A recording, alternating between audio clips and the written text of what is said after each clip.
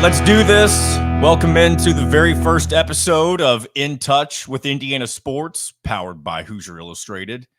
Man, I'm not going to lie to you. I'm pretty nervous about this.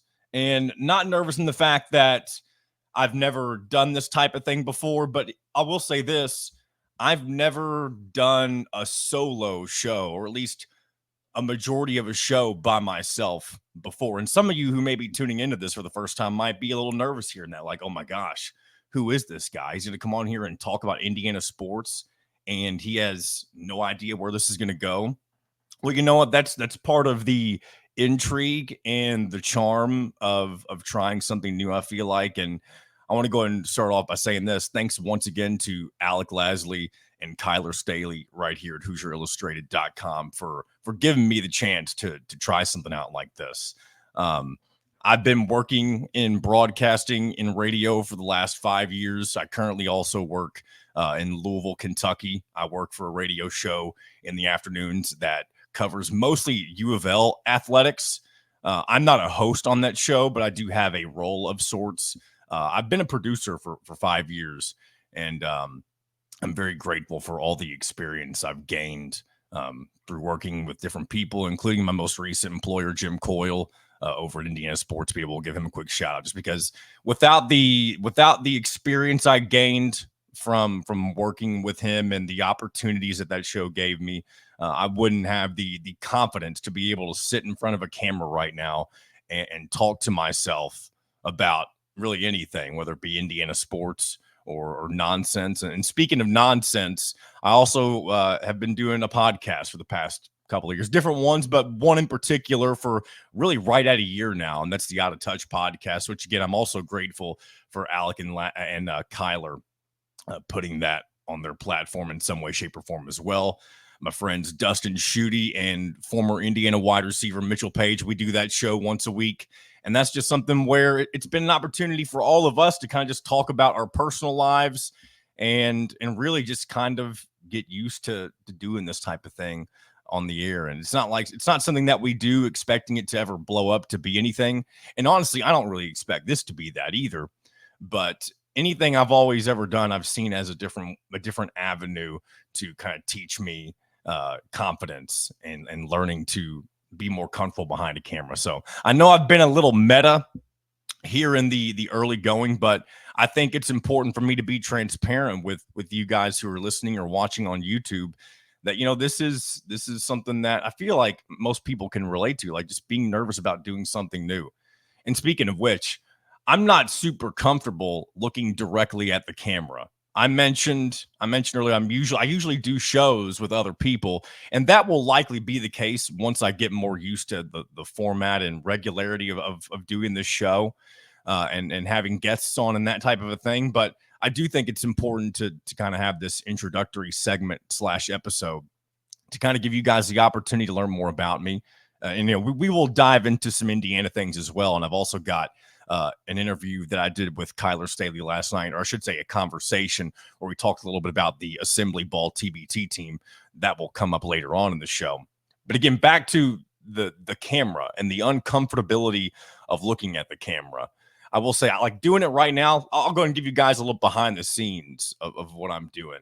So one thing I'm doing to kind of make this something that I guess maybe I could eventually get used to, especially when I'm doing these solo episodes, is I put my show prep in front of one of my screens, so I don't have to necessarily look at myself talking on the monitor.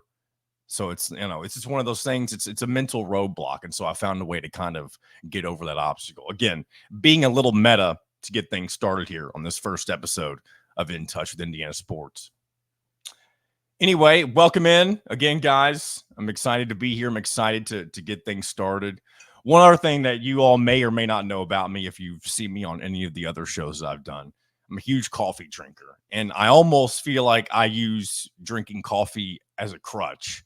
And maybe that's not necessarily what it is, but coffee is something that I've gotten so comfortable having with me when I do almost any show, whether it be a sports show or the Out of Touch podcast, that even if I don't drink a whole lot of it, it's almost something that makes me more comfortable just having with me. I'm drinking out of a mug that's from Nashville, Indiana. I got Nashville, Indiana. It's from the Daily Grind Coffee House.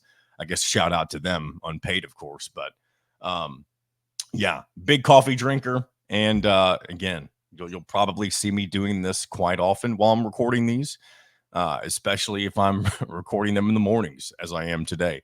So again, welcome into the very first episode of In Touch with Indiana Sports. If you've made it this far, kudos to you, because you're taking a chance on something new. You're taking a chance on me, and I hope you'll stick around for the rest of this. All right, let's get into a little Indiana sports, shall we? Obviously, this is the unofficial kickoff of college football season going on this week, at least for the Big Ten. I know we've already had Big 12 media days, and a few of the other media days are either going on, they've already happened as well. The SEC media days, I believe ACC is doing their media days this week as well. But the Big Ten, obviously something we are more focused on here, considering Indiana is a member of the Big Ten, and also 18 other teams. And obviously that's 4 more than we're used to. You've got the 4 new schools from the Pac-12, Oregon, Washington, USC, UCLA, a part of this year's Big Ten. And who knows if that will be the norm in the future, if we'll see any future expansion down the road that includes even more teams. So obviously the Big Ten, really the Big 18, the conference name will likely never change, but nonetheless, that's where we are with the Big Ten Conference. And I want to go ahead and get into a little bit of my own expectations for Indiana football. And again, some of you who may be familiar with me and my background with Indiana football, or my thoughts on Indiana football as a program, some of this may not be new to you. But again, I'm open to. I want to bring in new people. This is a new audience for me. At least I hope it is. And I kind of want to share my thoughts on where Indiana is, really where they've been and where I think they could go, because the era that we are in right now, or at least about to enter, I guess you could say, we are in it, because Curt Cignetti has been hired for, it's crazy. It's been close to a year now when you really think about it. Tom Allen was let go at the end of the season, and I believe Curt Cignetti was hired on December 1st. So really, he's been with the Indiana football program for more than half of a year, and he has hit the ground running with tons of recruiting, a fairly large transfer portal class that's expected to contribute right away, especially a lot of the guys from James Madison, where he came from. And you're expected to see a different style of offense, or really just offense in general. I think that's one of the biggest complaints from Indiana football fans of the last couple of years under Tom Allen, is that even though the defense was normally fairly strong under Tom Allen during their good years, the offense was always kind of a question mark. And I think that's something we're going to get the total opposite of with Curt Cignetti's his style of play and all that kind of stuff. So very excited for Curt Cignetti and the era he is ready to usher in here in Bloomington. And I say here in Bloomington as if I'm sitting here in Bloomington. I'm not. I mentioned earlier I work in Louisville. I'm also recording the show from Mount Washington, Kentucky. And some of you guys may be thinking, here we go. It's another Indiana show from a guy who's not even in Indiana. What is this guy even talking about? Well, we'll say I did. First of all, I don't really think that matters. I don't care. Any of the other shows of people who do them and they don't live in Indiana, or they haven't lived in Indiana, but maybe they went to the university, any of that kind of stuff. It doesn't matter. If you're a fan or if you follow the program, I don't think it matters where you live. But I live in Mount Washington, Kentucky. It's just south of Louisville, for those who may be unfamiliar, but that's beside the point. So back to Indiana football. And I think expectations have been raised. And that's crazy to say, because the only thing we are basing any of that off of is a few things. Curt Cignetti himself, his recruiting class, and his transfer portal bringings in, however you want to call it, his loot, if you will, and what we saw in the spring game. Everything else has just been what's come out of his own mouth, and that's not necessarily a bad thing, but Curt Cignetti is a very confident human being. He came in from day one, and he's let fans know, and he tried to let the nation know by calling out other programs such as Ohio State and Michigan and Purdue, that he's ready to take he's ready to take Indiana and attempt to make them, I don't want to say a powerhouse, but I'll say this. I don't think Curt Cignetti is setting the bar very low with his own expectations. I think he's expecting to come in here in year one. And I know a lot of fans, and even I've kind of gotten to this point with Indiana football sometimes, but a lot of fans who have gone through the struggles over the year of being let down, I feel like most of the expectations are typically like, just get to 6 wins, get to a bowl game. Just get to 6 wins and get to a bowl game. And while that was all fine and dandy, back in the days where you couldn't turn things around quickly with the transfer portal, I'll say this about bowl games. I mean, maybe it's different for a program like Indiana, but from my perspective, I don't think 6-6 gets it done for really any program. Maybe if you're a G5 team, if you're in the MAC or the Conference USA, something like that, maybe that can be an accomplishment for you. Get to a bowl game and get to play against maybe a Power 4 opponent. But if you're a Power 4 program, I don't care if you are the doormat program like Indiana has been.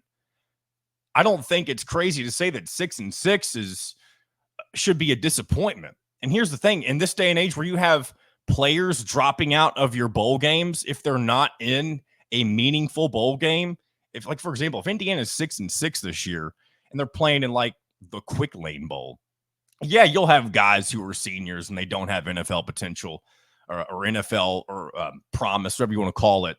You'll see those guys play in that game because they know this is their last go around. But all of your young talent and the guys who have aspirations of going pro, they don't want to get hurt in games like that, like the Quick Lane Bowl, and you're playing against Central Michigan or something like that. That's why these low-level bowl games, I don't think in this era of college football, where now you've expanded the playoff to 12 teams, I don't think it's something that programs are going to hang their hat on very often anymore. And maybe that's already the case. There's some of the larger programs, obviously the more renowned and respected programs like Alabama and Georgia and all those guys, Ohio State and Michigan. If they went 6-6, that's almost a fireable offense for their coach, especially if it's happening consistently. And so I think Curt Cignetti is trying to raise that bar.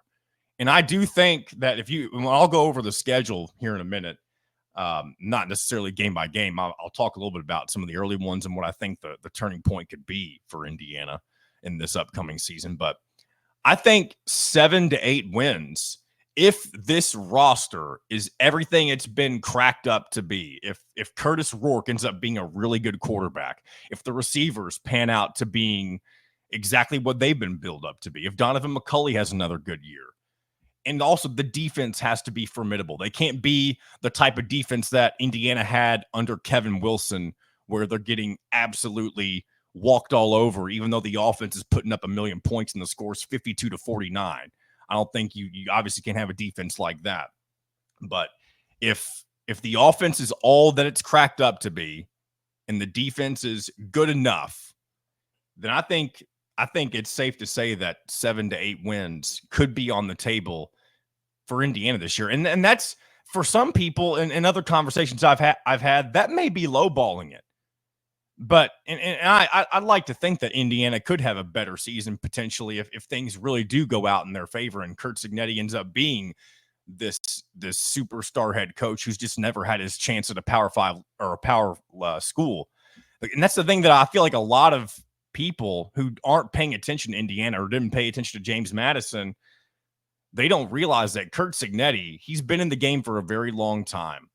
Very long time. He was an assistant under Nick Saban at one point, but he's been a head coach for a long time. He's just never had his fair go at a power school just yet. But everywhere he's been, whether it be IUP, Elon, James Madison, he has never put together a losing season. And I think that alone, I don't care that this is Indiana and they have historically been the doormat of a program that they've been. I don't think there's any reason in this day and age, if you're a part of, especially for any school that's a part of specifically the Big Ten or the SEC, and you have the resources that you have, when you're bringing in that much money, both of those conferences specifically, there is no reason that any program in any of those two conferences should struggle to put together a good season. And I know bad years are going to happen, or you're going to have anomalies and stuff like that too, or just years where you're underwhelmed. But I do think it's certainly possible for Indiana to take advantage of this new style of Big Ten. And that's why I said this back whenever I was doing the Indiana football in review shows here on HoosierIllustrated.com with Mitchell Page last year.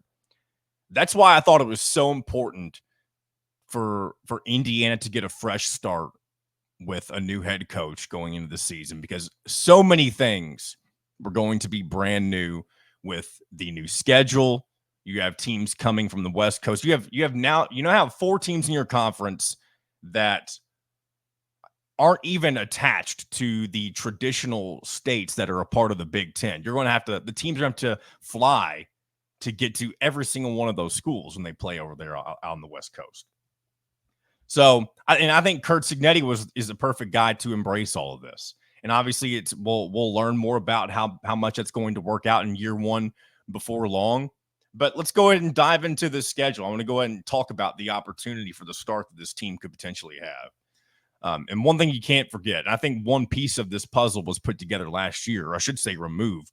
You took Louisville off the schedule. And as somebody who lives down in that area, it is something that disappointed me. I did want to see Indiana have another crack at Louisville, even if it would have been a road game this year.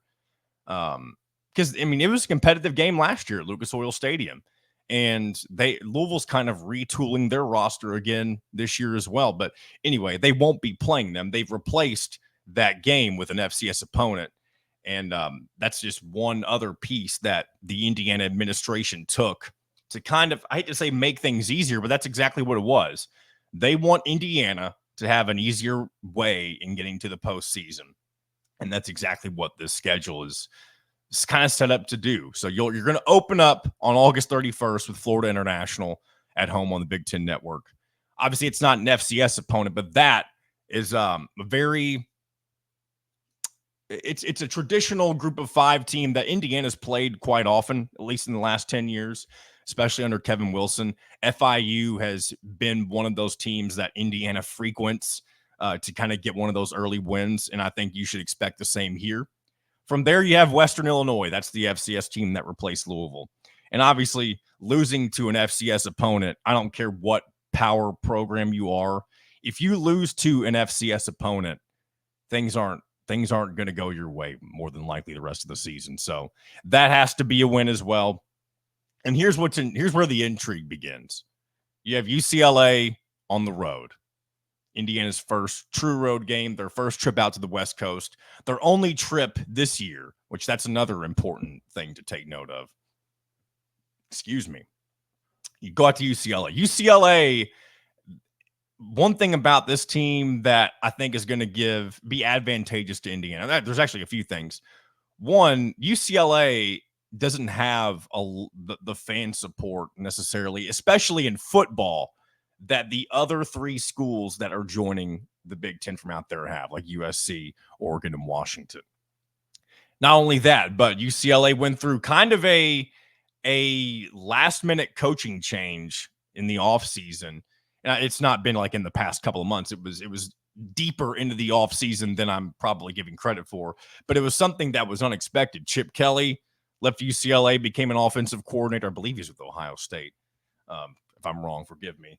But UCLA was they're in a position where they didn't expect to be in this position, just put it frank, I guess. But here's the thing. If Indiana's 2-0, which they should be, and they're heading out to UCLA to face a team that, again, they may be fine. They may be a good team, but I think there's a lot of unknowns with this UCLA football team going into year one, as are with a lot of teams. I believe there's 5-6 new head coaches in the Big Ten this year.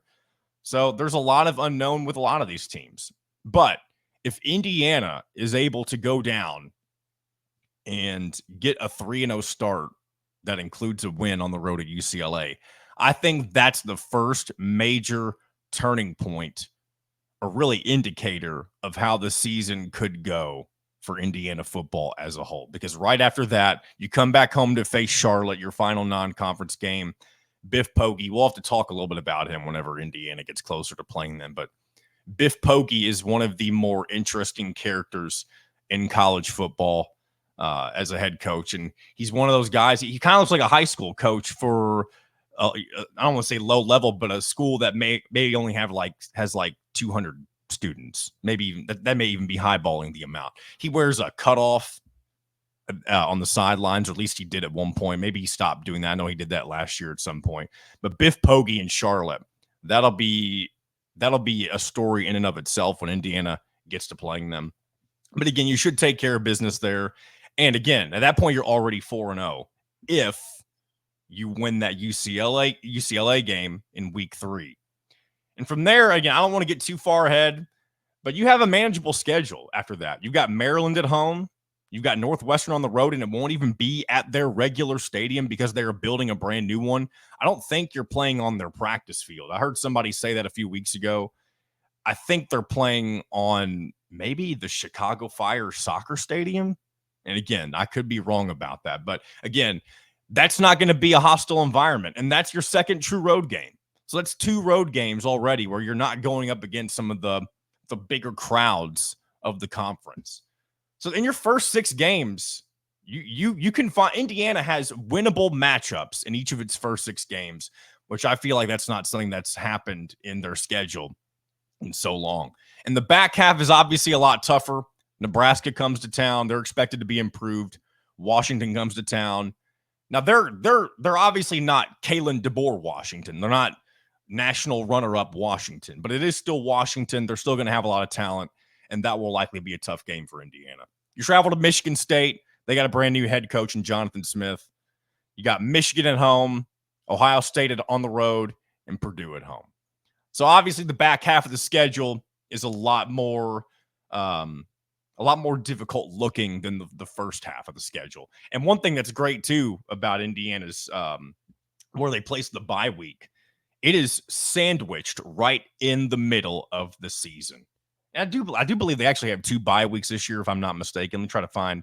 Yeah, so their first bye week is right after the 6th game, right at the halfway point of your schedule. And in my opinion, that is ideal. You're right. You've done half your games. That's wonderful. Your second bye week comes right in between Michigan and Ohio State, probably your 2 toughest opponents of the season. So if you get trounced by Michigan at home, or maybe it's a hard-fought game, and it's just a more physical type of game because it is Michigan, it's nice to have that break in there before you face Ohio State on the road. So that's kind of my early thoughts on Indiana football and what they've got ahead of them this year. And I'll say this. I'm super excited to see what Curt Cignetti is going to do with this team. I'm excited to hear what he's going to say at Media Day tomorrow. And I think it's going to be, that's another thing with Curt Cignetti. Curt Cignetti is, Kyler Staley said this to me the other day. I'll go ahead and give him the credit for this, but he's a walking quote, I think is what he said. Anything that comes out of his mouth, you can use it for a story.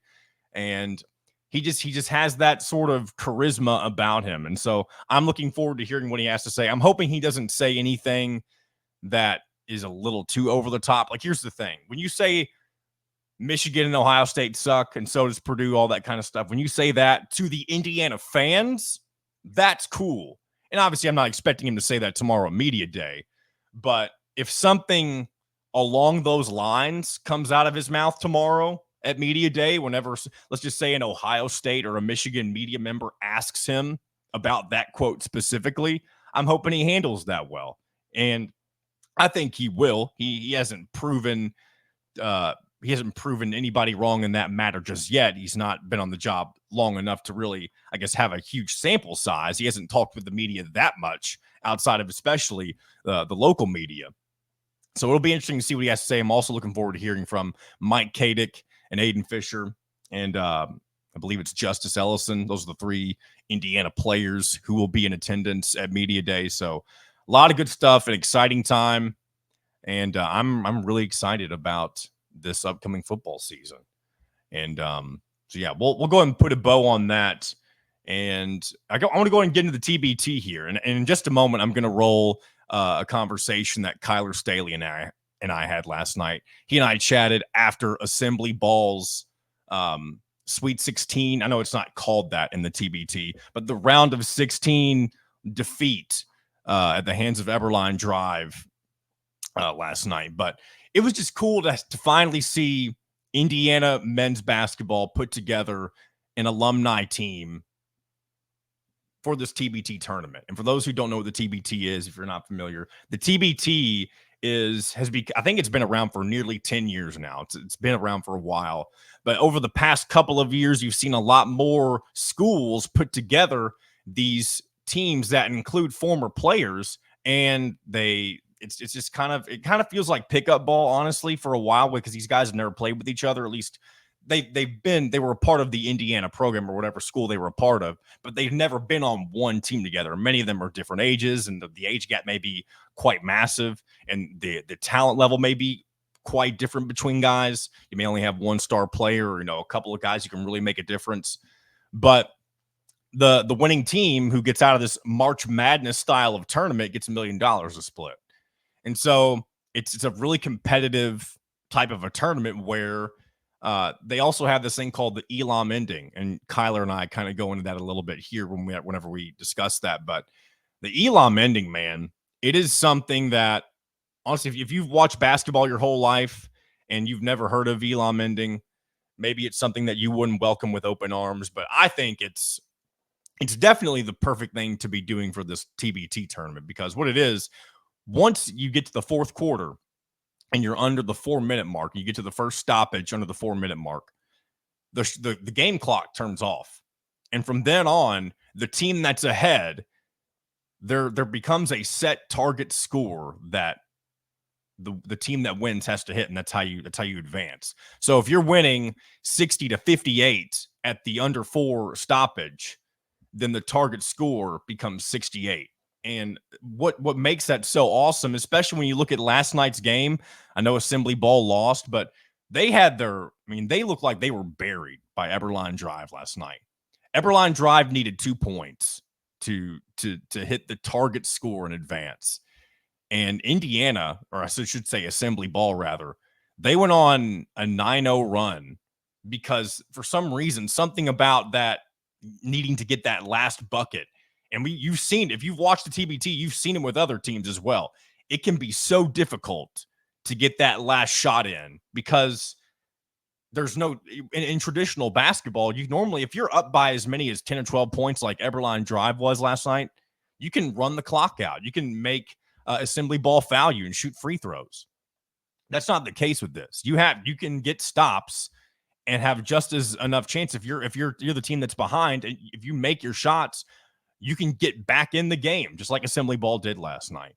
And so we'll talk about that here in just a moment. So, in fact, we may just go ahead and roll that right here. So, coming up, this is my conversation with Kyler Staley last night, right after Indiana's, or I should say, Assembly Ball's loss to Eberline Drive in the TBT round of 16.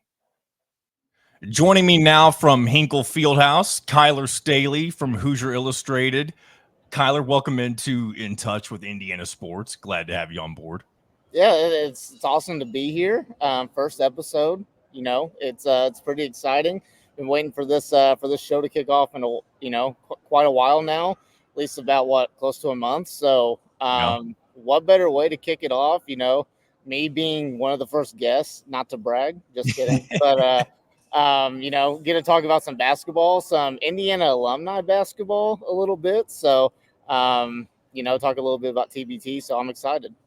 Yeah, so you're obviously there in Hinkle. I've been watching from back home on TV, and the TBT is something that I feel like has slowly grown in popularity over the last several years. It's been around for, I believe, 10 years now.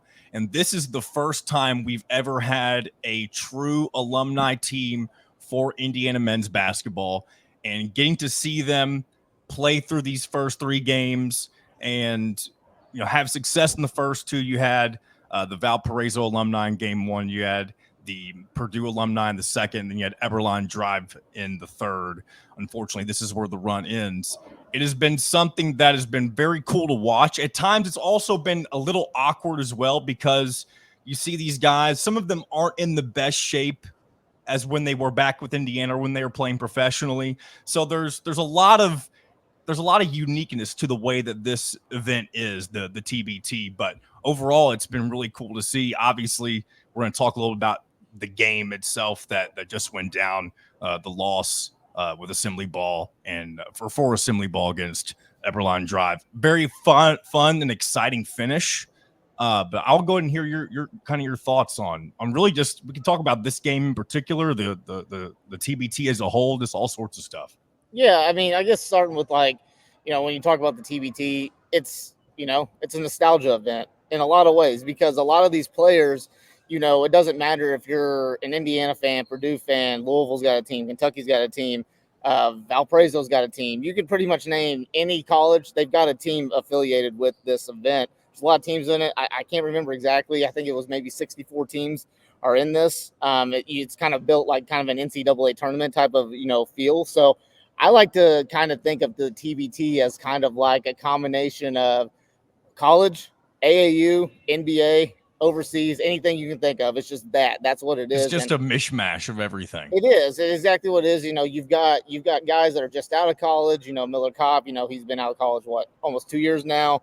You've got guys that have been playing overseas for quite a while, Yogi Ferrell, obviously. And then you just got, guys that maybe just got bounced out of the NBA or that are just trying to look for a paycheck, at the end of the day. So, but, it's two things, really. It's, for the fans, it's nostalgia. You get to see these guys play again, especially the Indiana fans who have been, begging for a TBT team for a long time, just to see these guys wear the candy stripes again and wear some form of an IU jersey again and just see them on the floor, on kind of a U.S. market, because, when you get overseas a little bit, it's hard to kind of, keep track of those guys. It's hard to keep track of Yogi Ferrell and watch him and, things like that. So that's been fun, especially because, he's back in the state or whatnot. And then obviously, for the players, there's some incentives as well. There's cash prizes. You hit the game winner. If you're wearing Puma shoes, you hit the game winner, you get $1,000. And then obviously if you win the whole thing, the team gets $1 million and you split that between the coaches and the players. So there's something to play for there. But, when they announced that an Assembly Ball is the name, an Indiana affiliated team, fans were excited. They announced obviously Miller Kopp, Troy Williams, who didn't play, but Juwan Morgan. Then when you got down to where you announced Yogi, that was huge in a lot of ways, because Yogi, other than Isaiah Thomas, he's probably the best point guard to ever put on a pair of candy stripes, for Indiana. So that's exciting to see. And obviously throughout the tournament, I think Indiana fans were very, very fortunate to see 3 games. They got to see Yogi do his thing, honestly, and that was the kind of the fun part about it as well. So you bring back a lot of feels, just the things that, he was doing on the floor, just the things you saw from like Juwan Morgan in the games that he played, even like Miller Kopp, those type of guys. You got to see things that like you remember back then when you watched them, and I think that's the coolest part about it. So I think it was great for the fans. It was great to see these guys again. I'm hoping, I think it was a pretty good turnout, as far as I think there's a lot of good feedback with it. I'm hoping that they continue to have an Indiana affiliate team with it, but we'll just kind of see. But heartbreaking loss tonight, obviously. We're recording right after, you got to the Elam ending. 82 was the target score, and I think Indiana. I remember Robbie Hummel on the broadcast. I know you weren't watching the broadcast version of the game, but he said, I believe Assembly Ball at one point was on a 14-6 run. And I know during the Elam ending frame itself, I think they went on a 9-0 run to get that lead down to, it was 1 before Eberline Drive hit their game winner finally. And that's what's crazy about this Elam ending. And you've seen it time and time again, not just this TBT, but in previous TBT tournaments and games. But for some reason, it is so difficult for teams to hit that last shot, because there must be some sort of a mindset that these teams and these players get in where they're thinking about, okay, all we've got to do is make one more basket. But once you miss that first opportunity, and then missed opportunity after missed opportunity they start stacking on top of each other, that's when you start thinking about it, especially when Assembly Ball goes on the run that they did to really tighten that game up and make it exciting.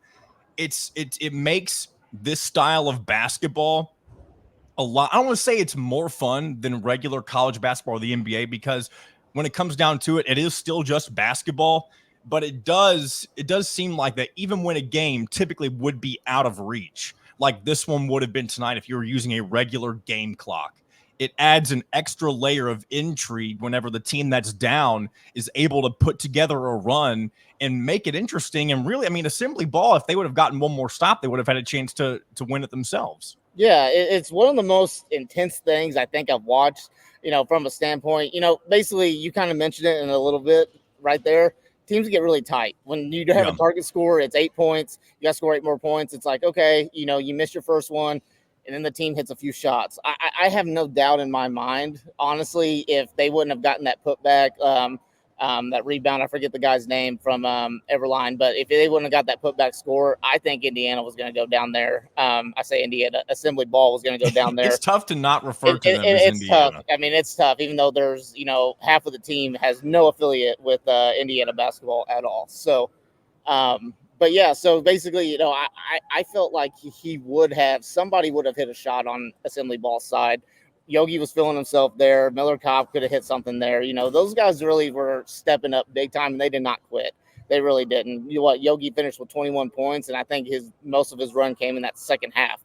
So you got to give him a lot of credit for that fight there and everything. But it really is. It's a fun concept in a lot of ways. I don't think the old heads, really like it. They think it's kind of weird with it, and everything kind of messes with the game. But this is a very, I'll just call it what it is. TBT is a very weird event. You see guys, on the same team. I remember tweeting about it. I think it was the last game. Yeah, it was last game. I remember tweeting something about, Yogi Ferrell with an assist to Miller Kopp. Who would have thought in a million years somebody would be tweeting that or even saying that? That's two completely different generations of IU basketball. And that's a 3-year gap, basically, of generations. You're skipping the Archie Miller era in that way. You're going from Tom Crean to Mike Woodson in that generation, which is crazy to me. So, the TBT, it's a different beast. If you're a basketball fan, it's something you got to get used to, especially if you're like a diehard Indiana fan or a diehard Purdue fan or whatever, and you've got random guys on your team that you never watched or whatever. It's something that you just always got to, take with a grain of salt, but enjoy at the same time. One thing that really plagued this particular Assembly Ball team, at least really through all 3 games, is the different roster shift arounds. You had injuries, you had people who were unavailable for certain games. And I noticed online, at least with a few people, that seemed to bother some fans, that players were prioritized for this roster that maybe should not have been your number one choices for this type of a thing. And I'm not saying that whoever put this team together made any mistakes, but it would have been interesting to see if there was more of a lineup that was consistent, and people who may not have had the same responsibilities, professional responsibilities, or people who are even more healthy. And again, I'm not trying to criticize the roster that was put together, but it would have been interesting if you would have more of just continuity with each of the games that took place. Yeah, and absolutely. I mean, there's a lot of factors when you look at building a roster for a TBT and things. So I think it came to a lot of Indiana fan surprises. I think a lot of Indiana fans, especially the older generation, probably don't watch a whole lot of TBT and really don't understand it in a lot of ways. But, it was never going to be, and as long as Assembly Ball has a team, it's never going to be a team that's going to be full of Indiana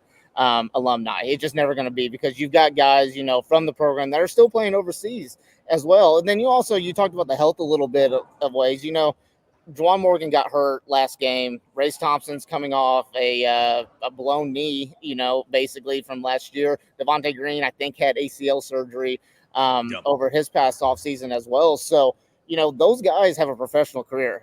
This is not their only job. TBT is not their only job. Yes, I'm sure, especially Juwan, Race, Devontae, those guys would have loved to have played this game, been in uniform and, on the court. Would have helped Assembly Ball a ton to have those guys. But, they also got to prioritize their health in a lot of ways as well. Yeah. And it comes with the guys, yes, you want to reach out and maybe get a James Blackman Jr., and Al Durham, someone like that, maybe another big alumni guy. I can't think of any IU players off the top of my head that are still playing professionally. But, yes, you would have loved to have got them. But, those guys at the end of the day, they got to protect themselves. On the court, they've got a professional career they got to play for and everything. And some of them, are trying to get back into the league and everything. So, an event like this, it's very fun, very nostalgic and everything. Obviously, there's a big cash prize there, but at the end of the day, their professional career is what makes them money, is what pays the bills. So they obviously got to, they got to put that first before anything else. It is disappointing to see the run end, especially in the Sweet 16. I feel like if you're an Indiana fan, losing in the Sweet 16, it feels like, even though this is completely unrelated to the Indiana University men's basketball program currently, it is sad to see that it's still that Sweet 16. It seems to be that's the barrier. That's the most that any team's able to get through right now. Yogi Ferrell, once again, his IU career ends in the Sweet 16. That poor guy. I hope that if they do another assembly ball team, I hope Yogi's the very first person that they call, because oh my I gosh, think absolutely. most of the fans here, even though it wasn't, it was a pretty good turnout, I would say, from being here the first 3 days. The attendance kind of shrunk a little bit, but the lower bowl was here at Ankle was pretty full of IU fans for most of the part and everything, but the one guy that they wanted to see was Yogi Ferrell. That was the one guy. I don't think it would have had near the turnout as it did. Even if they would have gotten Jordan Halls in, he would have been the single guy that would have played, whatnot. I still don't think they would have gotten the turnout unless Yogi Ferrell was on this team. That's just how it is. So Yogi Ferrell, he's always going to be a fan favorite and everything. We talked a lot about Yogi Ferrell, but this was the Yogi Ferrell kind of comeback tour in a lot of ways. Yeah. And here's the thing. I feel like over the years, if assembly ball continues to be something that happens every year for the TBT, you're going to have more of a selection of guys to choose from for this event. So I feel like if this continues to be a thing, I mean, you've seen the growth of it over the years already with the amount of alumni teams that are in this year's iteration of the tournament. I believe it's 29 out of the 64. And I'm sure when this thing began, there weren't nearly as many. I mean, there was Armored Athlete, and that wasn't an alumni team, obviously, but there were some Indiana guys who were a part of that. There were a lot more of those mishmash type of teams. But I think the more that this becomes known that, hey, this is a good place for former alum to get together and play for a chance at $1 million, I think it's just only going to continue to grow over the years. And again, that will allow more opportunities for down the road, guys who will eventually graduate from Indiana University if their pro career gives them an opportunity to take off. And again, I'm not suggesting that they should prioritize the TBT, but if they're in a situation where this is beneficial for them, there is a chance that you'll see more guys that are of the caliber of Yogi Ferrell potentially. Yeah, absolutely. One of the things we didn't really talk about, one of the best parts about this team being put together is the fact that they were in Bloomington for the past week practicing and whatnot. Think about the guys like Yogi Ferrell, like Troy Williams, Devontae Green. Think about those guys, Juwan Morgan. Think about those guys where they probably haven't been to Bloomington in quite a long time, and they got to go back, even though their coach is not there, Coach Crean's not there, Archie Miller's not there. It's still Assembly Hall. It's still Cook Hall. It's still Bloomington. So they get to go back. They get to see the new generation, the current generation of the Hoosiers and everything. And I'm sure a lot of those guys, were talking to Yogi, talking to Juwan about their experiences and stuff. And then plus you just get, the band back together. You get you get Jordan Halls, you get Yogi Ferrell, Christian Wofford, all those guys back together in one setting for a week. So I guarantee you they love that and whatnot and everything. But you mentioned it, as long as this keeps going, there's going to be more and more talent on there. I think one guy would be absolutely phenomenal to have on this team in the next few years, and I think it's doable. Cody Zeller. Obviously, his NBA career is winding down. I would not be shocked to see him kind of out of the league, and that's not saying that in a negative way or anything. It's just he's been in the league for a long time, and just kind of his position's just kind of changed a little bit, but he would be a guy, obviously, you would want to have. He would have a few, he'd have a little bit more tread on the tires, you would say, when he would play in TBT to finish out his basketball career. So that'd be something cool to have. James Blackman Jr. would be another wish list guy. He's still playing overseas, and you want to get him back as well. So it'll be fun to see what they kind of, what this becomes and what it evolves into. I'm hoping that they make an announcement sooner than later that they're going to come back for next year's TBT. And just continue to grow this thing. And for me personally, I would love to see them get, some Indiana natives on this team if they're not going to have a complete Indiana alumni team. Some Indiana natives like a Kyle Guy or something like that would be really, really cool to see on this team. But it was a fun past few days. I had a blast just kind of reminiscing, the nostalgia of it. And I had a blast seeing the fans interact with this and see how excited they were, to be at this event, to see Yogi, to see Juwan, see those guys. It's been a fun few days, and it's just nice to have a little bit of summer basketball. kind of a college professional basketball, not just AAU going on and everything. So it was a It fun. is definitely a weird time of year to be watching something that at least reminds you of the college game, even though it's not that in any way, shape, or form. It at least puts you back in that mindset and can kind of get you a little excited. Me being down in the Louisville area, and I'll let you go here in just a minute, Kyler. I have one more thing I want to ask you. But living down in the Louisville area, I've seen how the Louisville fans have responded to their TBT team, not only this year, but last year as well. They've set attendance records. Now, they don't have the all-time one, but I believe they have 2 of the top 10 most attended TBT games. And if they win their next one and Kentucky's TBT team wins their next one, they're going to face Kentucky in Freedom Hall for that. I think it would be the Elite Eight matchup. Mm-hmm. And again, that's just a cool rivalry. I think that people, college basketball fans will enjoy seeing if that ends up playing out. I don't know if you're aware if that's a matchup that would happen, but it's something that I've been keeping an eye on. Was not aware with that. And I will say that game will probably have a lot more significance than the Indiana-Purdue game that we saw the other night, because that Purdue team that had barely any Purdue alumni on there, not even like a notable alumni. Eric Hunter, Stefanovic, those were probably the 2 main guys that Purdue fans remember, or at least I remember it. I'm not even a Purdue fan from back in then. They had a lot of Purdue Fort Wayne guys, stuff like that. So obviously, is there I don't mean to interrupt, is there a minimum amount of alum that you have to have on your team for it to be truly considered an alumni team? I don't think so, because you got to think, I guess, it's Minamacky, it's Assembly Ball. These guys obviously have no ties to Indiana whatsoever. It's just kind of like I guess a holding hands type of thing, partnership in a way. It's just something that they do and they can get away with. Obviously, there was no way that Assembly Ball can use Indiana. They couldn't use Assembly Hall or anything like that. All those are trademarked. I don't think it is. I think it's just kind of one of those, kind of bend the rules type of thing situation with that. So I don't know what the minimum would be. I don't even know if there is a rule with that. But it's definitely worth a Google, I would say. Well, Kyler, thanks for taking some time and joining us from Hinkle Fieldhouse. I'm sure it was fun to check out the alumni team over the past few days, and I'm looking forward to the next time we chatted up here. Yeah, so I guess next time probably is Big Ten football media days. We're going to talk a little bit of football. Maybe. That's right. Yeah, it is football season. It is Curt Cignetti time. He'll be taking the stage on Thursday, and I'm sure a lot of Indiana fans and really maybe Big Ten football fans in general are eager to kind of hear what he may have to say, because anytime Cignetti gets behind a microphone, you can almost, I don't want to say guarantee that something wonky is going to be said, but I mean, he's not afraid to kind of add a little shock value to something whenever he knows he's got people's attention, like he did whenever he was introduced to the Assembly Hall crowd back when he was first hired. So I'm looking forward to hearing from him on Thursday. Yeah, me too. I'm going to be there representing Hoosier Illustrated. So me, and I think I can speak to a lot of people on the Indiana beat.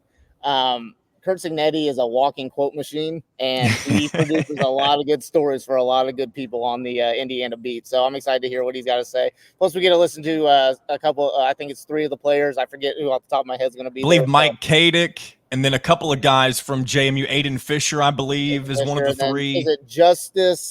Forget his last name. The running back, the Wake Forest transfer. Is it Elijah? That's not correct. It's Justice. Justice Ellison. Justice Ellison. Yes. So we get to hear from them.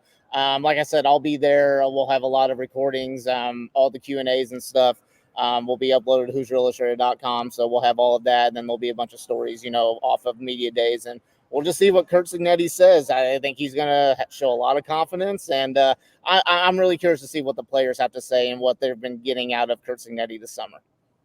I'm excited. So we'll check. We'll have all that for you on Thursday. Be sure to subscribe to Hoosier Illustrated on YouTube if you haven't already. And if you want to hit that bell button, it'll notify you anytime a brand new video is posted, whether that be this podcast or one of the Q&A sessions that Kyler's talking about, any of that stuff. So again, thank you, Kyler.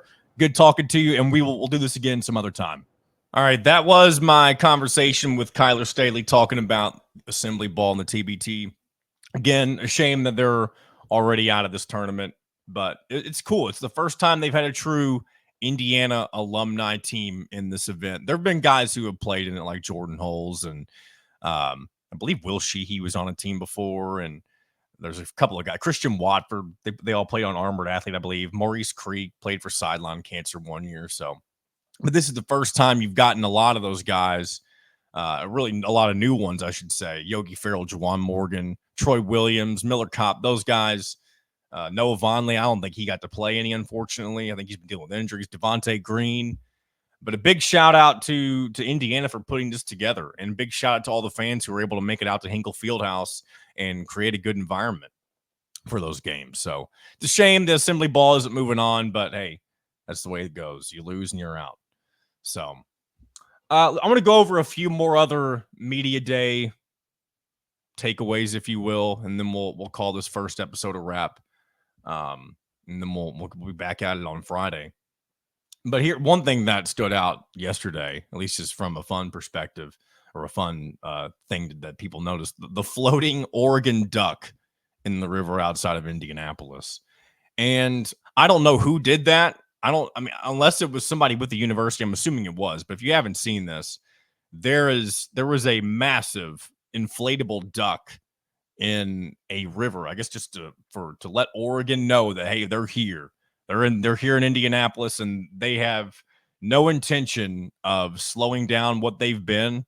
And of course, Oregon, probably of the 4 teams that are coming in from the Pac-12, probably has the best chance to make some noise in year 1 in this conference. So I can appreciate the gesture with the floating Oregon duck. I'd like to see more things. It'd be interesting to see if a floating Oregon duck appears at every road environment, especially when they're playing these new Big Ten teams. Again, I don't know who's responsible for putting up this floating duck in the first place, but they need to keep this up because I think that's a fun thing to follow around and a unique thing in college athletics. Concern over the scheduling and travel was kind of a big talking point yesterday. And I do think for the most part, the Big Ten, when I looked at a few schedules, the Big Ten did a pretty good job at limiting the amount of trips, whether it be from teams in the Midwest going out to the West Coast or vice versa. They normally keep them to where you either only go out there once for the year if you're a team from the Midwest, or if you're going out there multiple times. And I don't even know if there are any teams that are going out there multiple times, but you do them in back-to-back weeks so you don't have to go back and then travel back and forth thousands of miles. Now, it's different with the West Coast teams, and I see that maybe where the true concern lies. And so I'm sure if you're a team if you're a fan or a coach or player for either of the teams out west, but I'm sure you're concerned about being, if you're let's just say Washington, because they're coming to Bloomington this year.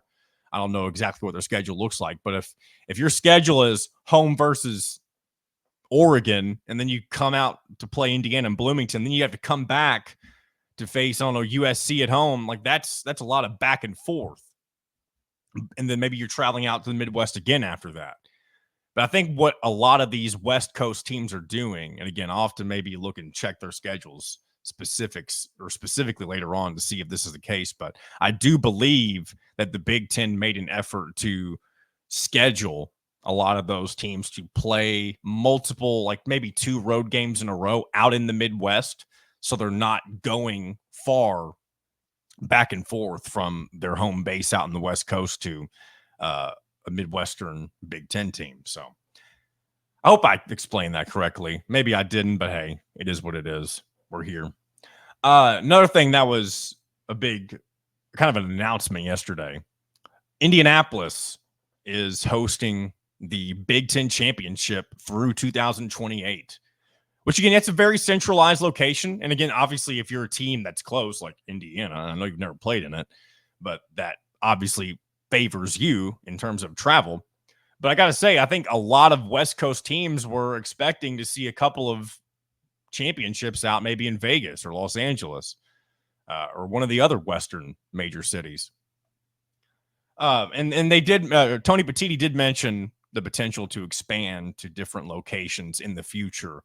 But it does surprise me that, and that was one of the first things that Tony Petitti did after he went through his little recap of the previous year, he made the announcement that through 2028, Indianapolis is hosting the Big Ten Championship. And I will say this, though, regardless of location and travel, Indianapolis has an incredible reputation for putting on amazing events when it comes to, especially with sporting events, whether it be the Super Bowl, the NCAA tournament. I mean, there's a reason that the entire state of Indiana and Indianapolis specifically was chosen to be the host for the entirety of the NCAA tournament during COVID-19. It's because they're experts at this stuff. This is the best way to say it. They have large scale events all of the time. I believe one of the WrestleMania shows, I don't know if that's the one specifically that's coming to Indianapolis. They host those. They've obviously got two pro teams that are housed right next to each other with the Colts and the Pacers. And so they're used to hosting big events. They've had the college football national championship here just last year. And a lot of Southerners complain about that. And I don't think it has anything to do with the venues or the city itself. It's because they don't want to be cold in December. And even though they're playing the football in a dome, they're worried about being cold in December, and they're not in their comfortable southern temperatures for a championship game. So I guess that's my little rant on people in the South complaining about temperature. But I will say this. I am somebody, and some of you may know this, I complain about the heat all the time. I don't like, if it's 90 degrees, count me as staying inside as long as I've got air conditioning. Or if there's a pool, I'll get in a pool, that kind of stuff.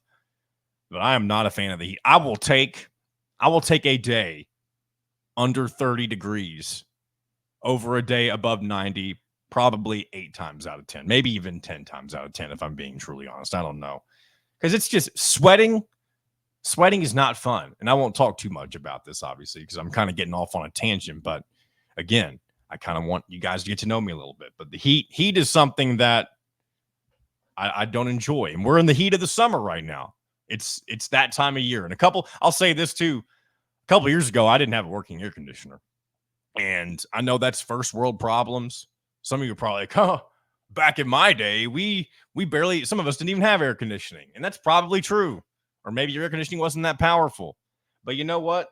It's 2024, and all I've ever known is air conditioning. So that's the way that my body's used to it. And maybe that makes me just as wimpy as the Southerners I was talking about with the cold weather, because that's their body is used to the warm weather. And so I'm just as guilty as complaining as they are. So everything's coming full circle here now, isn't it? So one other thing, I don't know if any of you guys saw this, and then we'll call it a day. Joe Burrow's hair. Joe Burrow is obviously the Cincinnati Bengals quarterback.